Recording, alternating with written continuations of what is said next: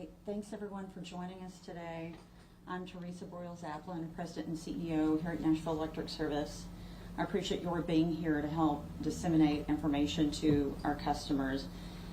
As you know, Winter Storm Fern created significant hardships for the Nashville community, and those without power are still our top priority. Our promise is to continue working around the clock until every customer is fully restored. Tremendous progress has been made in terms of restoring power and collaborating with city leaders and the state. We've paved a path forward and are on track with projections. Today I'm going to share the latest progress, then I will address restoration challenges and key things that customers need to know. And you'll hear from one of our operations managers, Brandon Whitlock, who has been on the front line with our line workers, pushing this restoration progress toward the finish line and doing a lot of the coordination. So valuable to getting the power back on. He's going to tell you what crews are now focused on and give customers a little bit of information about weatherheads. So we will take questions in the end, by the way. So let's start with the restoration progress. As far as power infrastructure damage, Winter Storm Fern will be one for the history books. The greatest damage to our system in the history of the organization. As of today, 96% of our customers have power. So we have restored 215,000 customers to date. To give you an idea of scope, at the peak of this event, 294 square miles were out of power. Today, crews have whittled that outage area down to 27 square miles. We are glad to report that all of the public schools have power, and much thanks to Adrienne Battle for coordinating with us. We spent a lot of time making sure that we were prioritizing things as she needed, and she was very helpful. Customers need good information, and as a reminder, we are updating our restoration completion dates by zip code twice a day. Now let's talk about the latest status of crews working to get everyone back on. Our linemen have been working in ice, frigid temperatures, and today in the rain to get everyone back on. We have close to 1,800 line workers deployed this week, and they continue working in 14 to 16-hour shifts. Thanks to all of our peers and our other power companies and contractors from Texas to Florida to Maryland and in between who have sent crews to assist us. A big part of this restoration has been replacing damaged poles. We have 776 broken poles that we've found so far during our restoration efforts. We have replaced 406 of those. It typically takes between 8 and 10 hours for one crew to replace a pole. You can gain some efficiencies if you have several in a row, but it does take an enormous amount of time to replace a pole, and we have lots of those, obviously. I think most of you are aware that down trees have certainly wreaked havoc on our system and have been a major challenge. So we have 350 vegetation management team members that are still focused on cleaning up debris all over our system. Thanks to Mayor O'Connell for assisting us with support and coordination through Metro, including assistance from Metro Water, the Fire Department, MMPD, and NDOT, who has been integral. They have really cleared the roads so our workers can get to where they need to be restoring power. At the state level, we've received an enormous amount of coordination, assistance, and support from TDOT, TEMA, the National Guard, the Department of Agriculture, and at a federal level, FEMA and TVA have been helpful. So appreciate all these resources.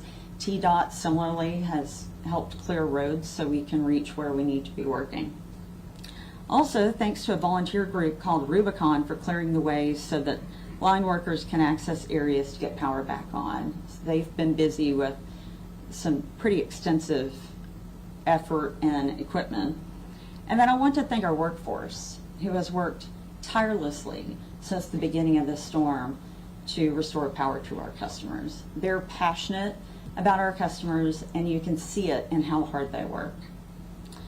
Obviously, a restoration undertaking of this size comes packed with challenges, and Brandon Whitlock, our operations manager, is going to talk about some of those today. Brandon.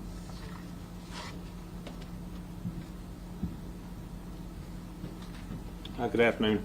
I'd like to start out by saying a huge thank you to my fellow NES employees. You guys answer a very big call. You continue to fight through it. You've worked tireless hours. I'm super proud to be part of this team. Thank you to our municipal aid partners from our neighboring utilities who've come in, stood in line with us and fought. It's been amazing. And thank you to all the contractors who come from all across the country. Some of the challenges that we're facing currently, kind of a state of where we're at in the restoration process. As Teresa mentioned, we've continually onboarded additional line workers. We're currently somewhere around 1,800. One of the big asks for us as NES is how do we integrate 1,800 line workers in with our native 200 line workers. It's quite a stretch, as you've heard Brent talk about before. We've successfully done that. We've expanded our resources, integrated them in with us, and daily we work out a work plan for all of those resources so that we can execute that plan and restore power as quickly as we can. Currently we've been working, of course, most important customers, critical care type resource outages, and then working down into largest outages first. As of this afternoon, our largest individual outage has less than 200 customers. So what that means is these crew sizes are starting to have to shrink down and split apart even smaller and smaller and smaller. So logistically, we've got a lot more moving pieces. We're developing those daily work plans, and we're hitting different areas all across town every day. Additionally, we have added to the attack of the largest customers we have now shifted some resources to attacking the smallest, the individual outage. So you're going to see a lot of the smaller buckets come into individual homes. We're going to be looking at the service wire specifically, the line that runs from our lines out on the street up to the home, up to the weatherhead. We've got a sample of that, and I'll talk about that just in a minute. Right now, those trucks that are hitting those individual calls, they're looking at your meter base, your service, and then our transformer to confirm that it's all intact. So if your meter's not working, they're going to repair what's there. If there's damage to your equipment, I'll go over just 1 second how to cover that. If there's damage on our side, they're repairing that and making it ready, so when we bring the main line back, that customer's going to be hot. So if you see a lot of small trucks coming in, working in and around the homes, you might not get power at that moment, but we've made it ready so that when we bring the main line back, those individual customers will be ready. Just for a brief moment, I'll just touch on weatherhead. Are you okay with that? So I just want to make sure that everybody is aware. If you don't have power, a lot of you are in a neighborhood, you say my whole neighborhood came back on, but my house didn't. One thing you want to go out is look at your weatherhead. This is the point where you receive power from NES. Our service wire would come in, attach here, typically above the roof line or right near the roof line. From this point down, this is the customer's responsibility. So this would be the weatherhead, the riser pipe, meter base. If this is damaged, if it's pulled away from your home, if it's pulled away and the lines are sagged down, you're going to need to call a licensed electrician, have them come out, stabilize this. It may be that it can be reattached to your home, and then you can call in and get a restore service. If they have to replace anything that's carrying current, if they have to replace the conductor, you'll have to go through and get an electrical release. That process is on our website. We can show you how to do that. We have a series of numbers you can call depending on which city or where in the city you're located. And then once you've gotten that electrical release, it'll notify us and we'll know you're ready to receive power. We'll come back out and we'll connect you. So just want to make sure that everybody if you do have damage, you can go ahead and be dealing with that if we haven't gotten to you yet. So does that cover it? That's excellent, Brandon. Thank you. Yes, ma'am. I wanted to be able to provide that information to our customers so they can be evaluating what they may need to do and if they have any damage. So in closing, those without power are our top priority. We are working around the clock to get customers restored. And we've made a lot of progress in recent days, but we still have about 15,000 customers out of power that we are working very hard to get back on. Our promise is to continue that for these customers, and we will keep you updated and continue collaborating with all of our restoration partners until we get this successfully completed. All right, please raise your hand and we'll take questions. We'll start here, then here. So customers and now even the Speaker of the House in Tennessee are calling for the resignation of NES management. Do you believe you and other NES executives should resign from your positions after this incident? Accountability is important. And right now we are in active recovery, but we have plenty of time to do after action review and evaluate things that we could have done better. Speaking of things you could have done better, I've been looking at an audit, and I want to just give you a chance to talk about that. The audit talks about did NES do enough when it comes to vegetation management, tree trimming prior to this storm? And it said unforeseen challenges prevented trimming sufficient miles in 2025. There was also a budget cut of $7 million. So did NES do enough on things like tree trimming prior to this storm? Tree trimming has always been an integral part of our power maintenance program. So we've had a pretty aggressive tree trimming program for years. We actually have not cut the budget. The budget has increased every year over the last 4 years. We're spending, I think, $21.6 million this year on tree trimming. It was $13 million. You're saying you did not cut the budget? We did not cut the budget for tree trimming. It has increased every year for the last 4 years. And you think you did enough? I know we have an active tree trimming program, and I personally have not evaluated the miles we've trimmed, but we have certainly been aggressively trimming trees. Okay, we're going to go here then here. Yeah, Austin Hornbostel with the Tennessean. Per one of my colleagues, according to your annual reports, though, you spent 33% less dollars on contract trimming grass from 2023 to 2025, from $21.28 million down to $14.298 million, respectively. So, clarify. I don't really understand how, kind of stemming from that line of questioning, how that represents an increase, right? Unless. Can you clarify, is that a different number than what you're talking about? Or? It is a different number that I'm talking about. The budgeted number was really the question, and we have not cut the budget in tree trimming. It has increased over every year over the last 4 years. Now, I am aware there was a change in vendor a few years ago that I believe probably resulted in more favorable pricing than was previously in place, but the budget itself has not been touched. It's increased. If you're under budget, why not spend additional money to get more trees trimmed? There may be a plan to trim more trees. I mean, I don't know that we weren't trimming additional trees in that case. Last year you were $4 million. You $18 million budget. You only spent $14 million on tree trimming. What could that $4 million have done? How many trees could you have trimmed with that didn't get trimmed? Well, as I've stated, tree trimming is a critical part of what we do, and we do have a very robust vegetation management program. Okay, we have some other What's your folks. updated timeline on getting all power restored for the customers? We have, to provide information to our customers, we have the restoration estimates on the website. I believe the current date for that full completion is the 9th. We are working aggressively to try to beat that. We have even more crews joining tomorrow. As I stated earlier, we have 1,800 line workers on our system right now, the most that's ever been on the NES system, and we are adding more over 100 tomorrow. I have a clarifying question. Are you saying that there's improvement now because you are hiring more linemen from the last press conference? There are a variety of reasons why we could be seeing some improvement. Right. Is one of those reasons that you have more linemen now from the last press conference? Certainly adding line workers can help with your Have you time. done so? We have added line workers throughout our restoration process as we've been able to safely integrate them into our system. Correct. So my question really then is, if you are now able to add more linemen, how are you able to do so when the last press conference it was stated that you were not able to do so because it would be dangerous and they have to be able to work and understand all of the equipment, all of the different grids and all of those things? What has changed that now you are able to hire more linemen And why wasn't that the case earlier? That's my specific question. I think what was stated at the last press conference was we were scaling our workforce. So we were gradually adding line workers as we were able to safely absorb them. So we are simply adding them as part of a plan where we're scaling up.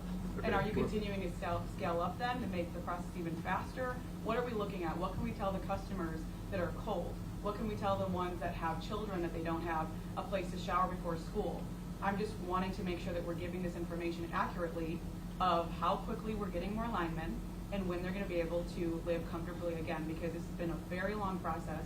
I come from a cold state originally, and I just have to be honest. People are dying and people are really hurt at this time. So what can we tell them when it comes to the response of the linemen? We have an incredible amount of concern for our customers who are out of power and want them restored as quickly as possible. So in recent days, we added 500 linemen yesterday. We have additional linemen we're adding tomorrow. So we are, as we can safely absorb them, we are flooding our system with them. And I think what we talked about the other day was that we have to have someone that is trained on hazardous energy control on our system that can lead the line workers around. We can't just dump them in our system and let them go. System control can't see them.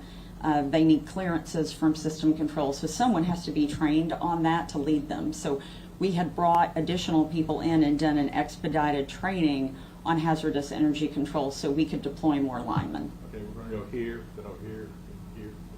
Thank you. Some residents are saying they're having an easier time putting out signs and getting faster responses than using online responses. Why is that? And what is the workflow like for your online inquiries? Is that true? For online, we are aware of all of our customers who are without power. And Brandon mentioned something a moment ago that I think is important. You have a lot of customers now that may be the only one in their neighborhood that's out, where they've had their weatherhead damaged and they've had to have an electrician come out. So they're somewhat isolated. We had been getting the large outages restored. Until we were able to get all of our high voltage lines restored, we were focused on those.